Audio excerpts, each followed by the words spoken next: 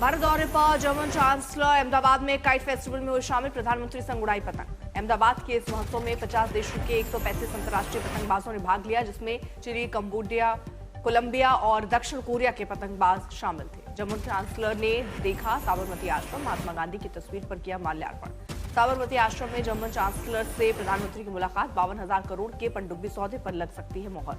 साबरमती आश्रम पहुंचे प्रधानमंत्री मोदी। पुनर्विकास परियोजना की प्रधानमंत्री मोदी ने की समीक्षा। केजीएमयू धर्मांतरण केस में बड़ा खुलासा। आरोपी रमीज के पीएफआई कनेक्शन उजागर। मोबाइल डेटा से नेटवर्क बेनकाब। पुलिस की जांच में यह भी पता चला कि रमीज ने पीएफआई से कानूनी मदद लेने की कोशिश भी की, जिसके सबूत मोबाइल डेटा में मिले। पूछताछ के दौरान आरोपी रमीज का बड़ा खुलासा बताया। पीएफआई से जुड़े कई लोग केजीएमयू में उनसे कई बार मुलाकात कर चुके थे। जांच में पता चला कि फरारी के दौरान रमीज प्रतिबंधित संगठन पीएफआई के कई पदाधिकारियों के लगातार संपर्क में था। जांच एजेंसियों के अनुसार रमीज के पिता के भी पीएफआई से पुराने और गहरे संबंध रहे हैं। पीएफआई के कई पदाधिकारियों के सलीमुद्दीन के करीबी दोस्त होने की खबर। केजीएमयू धर्मांतरण और महिला रेजिडेंट डॉक्टर के यौन शोषण के मामले में गिरफ्तार आरोपी रमीज मलिक के विदेशी कनेक्शन को खंगाल रही है लखनऊ पुलिस। एमबीबीएस की पढ़ाई से लेकर डॉक्टरी की नौकरी के दौरान रमीज की विदेश यात्रा का ब्यौरा जुटा रही लखनऊ पुलिस। निकाह कराने वाले काजी और गवाह की भी तलाश तेज। रमीज के धर्मांतरण रैकेट में शामिल केजीएमयू के एक अन्य जूनियर डॉक्टर की भी तलाश की जा रही है। जूनियर डॉक्टर की भूमिका को खंगाला जा रहा है। केजीएमयू धर्मांतरण मामले में नए खुलासे की संभावना। सूत्रों के मुताबिक जांच एजेंसी को शक है कि महिला स्टाफ और डॉक्टर मिलकर धर्मांतरण रैकेट चला रहे थे। केजीएमयू प्रशासन पर शिकायत को अनसुना करने का आरोप। लव जिहाद के इस मामले में केजीएमयू के जिम्मेदार अधिकारी अब भी मौन के साथ ही कई एचओडी की संलिप्तता आई सामने। एलओसी अंतर्राष्ट्रीय बॉर्डर के आसपास इलाकों में दिखे 5 संदिग्ध पाकिस्तानी ड्रोन। हाई अलर्ट पर सुरक्षा बल। फॉरवर्ड इलाकों में संदिग्ध ड्रोन की हलचल देखने के बाद सुरक्षा बलों का इलाकों में सर्च ऑपरेशन जारी। खुफिया सूत्रों के मुताबिक आतंकियों की घुसपैठ का प्लान तैयार हुआ है। इस घुसपैठ के लिए कंक्रीट बंकर बनाए गए हैं। इस साजिश में मेड इन चाइना और मेड इन टर्की हथियारों और सर्विलांस सिस्टम का इस्तेमाल किया जा रहा है। यूपी सीएम योगी आदित्यनाथ ने प्रदेशवासियों के नाम एक चिट्ठी लिखी। सड़क दुर्घटनाओं पर चिंता जताई। सड़क दुर्घटना में होने वाली मृत्यु को 0 मृत्यु दर पर लाने का लक्ष्य। सीएम योगी की चिट्ठी में 31 जनवरी तक प्रदेश भर में सड़क सुरक्षा माह आयोजित करने का जिक्र। नागरिकों से सहयोग की अपील। पंजाब में आप पार्टी के सरपंच की हत्या मामले में बड़ी कार्रवाई। पुलिस ने 2 आरोपियों को रायपुर से गिरफ्तार किया। पंजाब पुलिस ने दोनों शूटरों को रायपुर कोर्ट में पेश किया। दोनों शूटरों को ट्रांजिट रिमांड पर पंजाब ले जाने की मिली अनुमति। गोल्डी बराड़ रोहित गोदारा गैंग का वांटेड गैंगस्टर गिरफ्तार। 18 क्रिमिनल केस में था वांटेड। किडनैपिंग, रंगदारी के कई मामले दर्ज। कपिल मिश्रा ने ओवैसी के बयान पर पलटवार करते हुए कहा, अगर बुर्के वाली जाग गई तो ईरान की तरह ओवैसी को भी बुर्का पहनकर भागना पड़ेगा। ओवैसी के बयान पर सियासी तूफान। असम के सीएम हेमंता बिस्वा शर्मा ने पलटवार करते हुए कहा, भारत एक हिंदू राष्ट्र है, इसलिए मेरा मानना है कि भारत में हमेशा एक हिंदू प्रधानमंत्री होगा। केंद्रीय मंत्री गिरिराज सिंह ने भी ओवैसी के बयान पर तीखा हमला बोला। ओवैसी सिर्फ ऐसे बयान देते हैं, नफरत फैलाते हैं, लेकिन देश आज नफरत को स्वीकार नहीं करेगा। कथावाचक देवकीनंदन ठाकुर ने भी ओवैसी के बयान पर प्रतिक्रिया देते हुए कहा, मेरा भी सपना है कि बांग्लादेश और पाकिस्तान में तिलकधारी और भगवाधारी सत्ता संभाले। ओवैसी के बयान को दुर्भाग्यपूर्ण बताते हुए जगतगुरु रामभद्राचार्य ने कहा, भारत में कोई महिला प्रधानमंत्री बनेगी तो वो साड़ी पहनने वाली महिला होगी।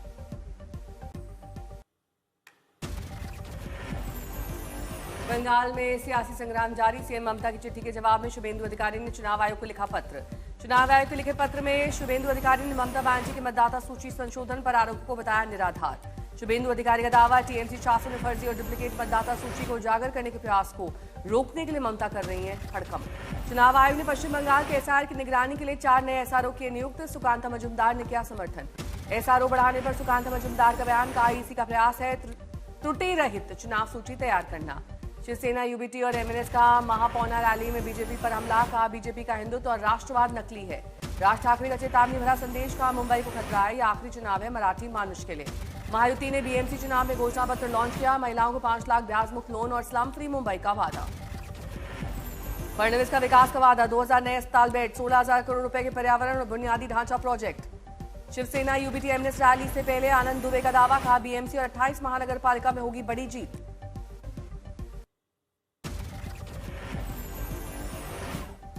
जम्मू कश्मीर में कड़ाके की ठंड। श्रीनगर में तापमान पहुंचा -6 डिग्री सेल्सियस। कश्मीर के ऊंचाई वाले इलाके में छोटे झरने, नाले और पानी की पाइपलाइन जमे।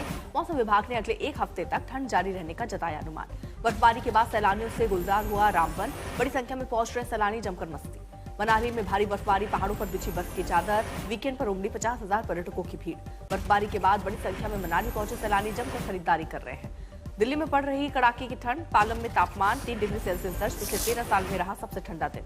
दिल्ली का आयानगर रहा राष्ट्रीय राजधानी का सबसे ठंडा इलाका, तापमान 2.9 डिग्री दर्ज। मौसम विभाग के अनुसार अगले 2 दिनों तक दिखेगा शीतलहर का असर, ठंड को देखते हुए येलो अलर्ट जारी। दिल्ली में कड़ाके की ठंड, बेघर लोगों ने ली रैन बसेरों में शरण। पंजाब, हरियाणा, राजस्थान, बिहार, मध्य प्रदेश में घने कोहरे का अलर्ट, कड़ाके की सर्दी के आसार।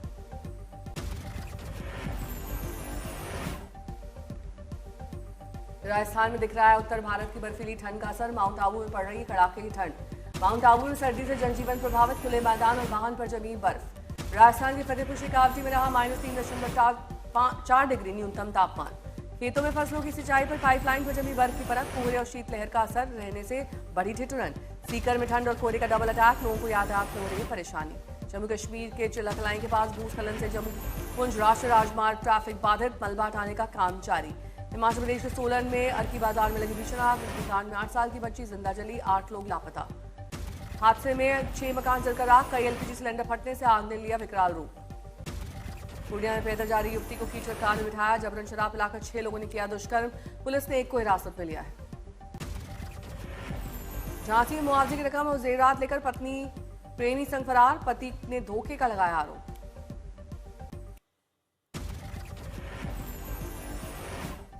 सूरत के डिंडौली में हिट एंड रन की दुर्घटना सीसीटीवी में कैद, तेज रफ्तार मोपेड ने 2 महिलाओं को मारी टक्कर, मौके पर 1 महिला की मौत। जयपुर पुलिस ने ज्वेलरी शॉप में ग्राहक बनकर चांदी चोरी करने वाली महिला गैंग का किया पर्दाफाश, घर खर्च के लिए महिला मास्टरमाइंड ने बनाई थी लुटेरी गैंग, हुई गिरफ्तार। राजस्थान के धौलपुर में हाईवे पर अनियंत्रित कैंटर बाइक पर पलटा, 1 मौके पर मौत, दूसरा गंभीर रूप से घायल। अलवर के सरिस्का टाइगर रिजर्व में बाघ, बाघिन और उनके शावकों को रोमांचक साइटिंग से पर्यटकों में उत्साह, वीकेंड पर उमड़ रही है भारी भीड़।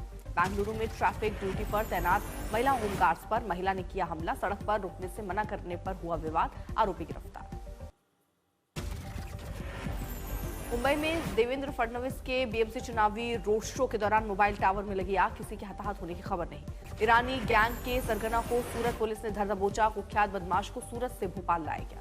मुजफ्फरपुर में स्निफर डॉग की मदद से अवैध शराब का भंडाफोड़, पुलिस ने 30 लाख रुपए प्रतिबंधित शराब को जब्त किया, 1 गिरफ्तार।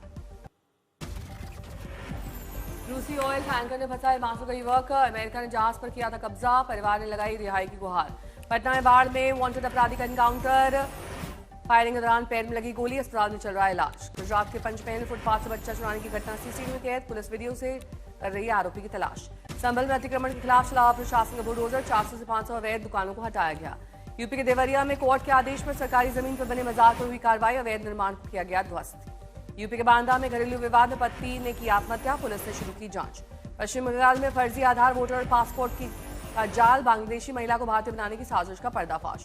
कानपुर में 2 बुजुर्ग तांत्रिक से मानसिक रूप से बीमार महिला ने किया दुष्कर्म, पुलिस ने दोनों आरोपियों को किया गिरफ्तार। बिहार के सुपौल में पुलिस ने बुलेरो से 450 किलो गांजा बरामद किया, 2 आरोपी गिरफ्तार। गयाजी रेलवे स्टेशन पर आरपीएफ और जीआरपी की संयुक्त कार्रवाई, विदेशी शराब का जखीरा जब्त, पुलिस ने तस्करों को किया गिरफ्तार।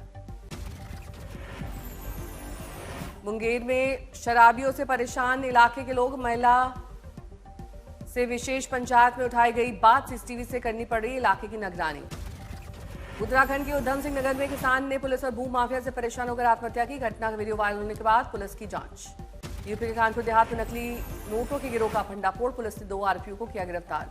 80,000 के नकली नोट बरामद। मकर संक्रांति से पहले चाइनीज मांझे का आतंक, इंदौर में गला कटने से व्यापारी की मौत। मथुरा में प्रतिबंधित मांस बेचने के आरोप में 4 आरोपियों को पुलिस ने किया गिरफ्तार, घटना के बाद इलाके के लोगों में आक्रोश।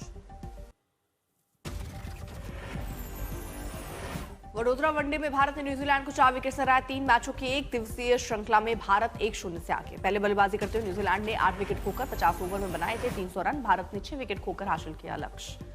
पहले वनडे में विराट कोहली ने रचा इतिहास, अंतर्राष्ट्रीय क्रिकेट में दूसरे सबसे ज्यादा रन बनाने वाले खिलाड़ी बने, पहले स्थान पर सचिन तेंदुलकर। वडोदरा वनडे में विराट कोहली ने खेली 93 रनों की शानदार पारी, कप्तान शुभमन गिल ने बनाए 56 रन। गेंदबाजी में भारत ने किया औसतन प्रदर्शन, सिराज कृष्णा और हर्षित राणा के लिए 2-2 विकेट।